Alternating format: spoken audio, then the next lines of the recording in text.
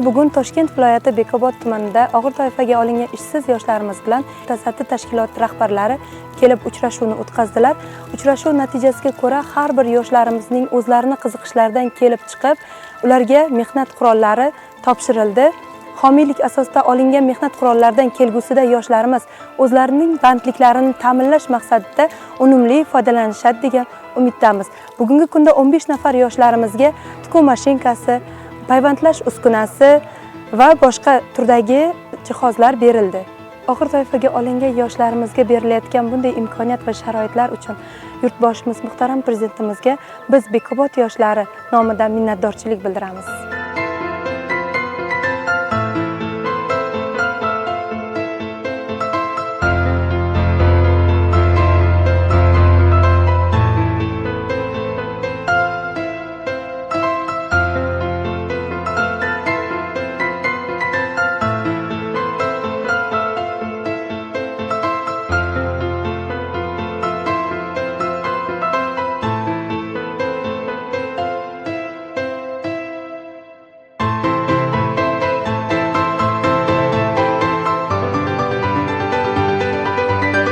Prezidentimizni bizga berilgan yoshlarning bandligini ta'minlash maqsadida bizga berilgan sovg'alardan juda minnatdormiz.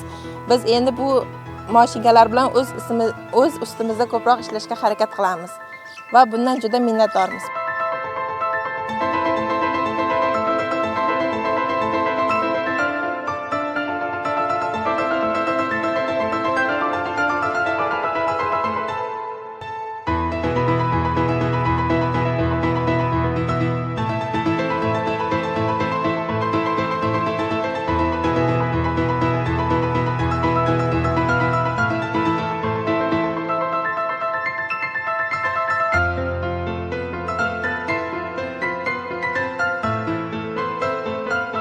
Ishsiz yoshlar bo'yicha murojaat qilgandik biz tikuv mashinasiga.